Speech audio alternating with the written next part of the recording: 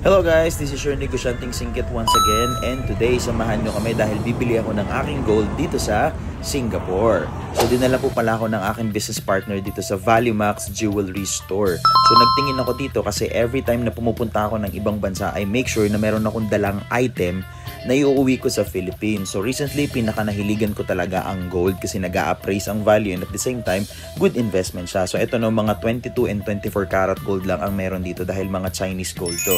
So itong suot-suot ko no, yung sa hinlalaki is that's 24 karat gold, and then yun naman sa hintuturo ko na nandyan is 22 karat gold.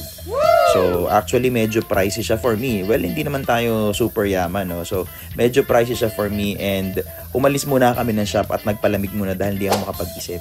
So ayan no, namasyal muna kami dito sa Bugis. So namili kami ng mga ano dyan no, pasalubong and mga pwede naming kainin. And ayan, nag-food trip din kami. Ayan guys no, milk tea is life muna. And thank you sa aking mga business partners dahil hindi nila ako hinayaan na bumunot na kahit 5. Ang galante talaga nila. Thank you, Mentor Nelly.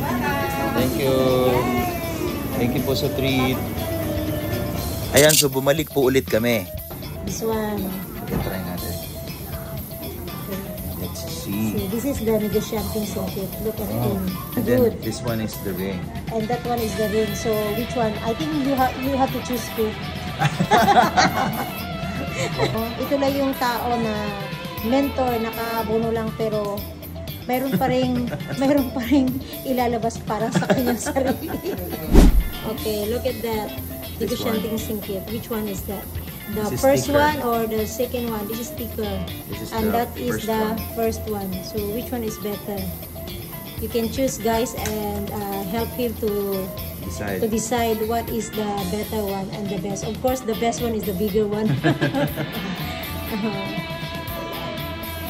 Ayan. So, nakikita natin ngayon yung ating Negosyanteng Singkit.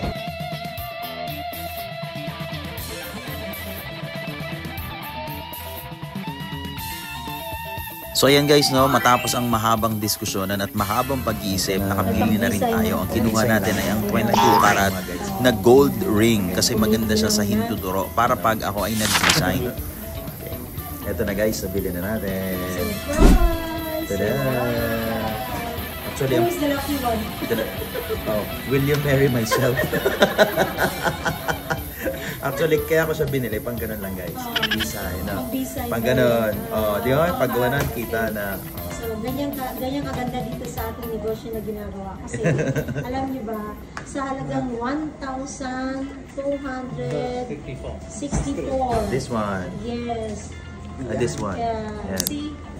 In just one day income, you can be a... So, pag lumakad ako yung nakaganyan, bayang magiliw. So, panatang makabayan. You can be a gold shop also. Gold shop. Pawn shop. Pawn shop. Okay. Thank you. Bye.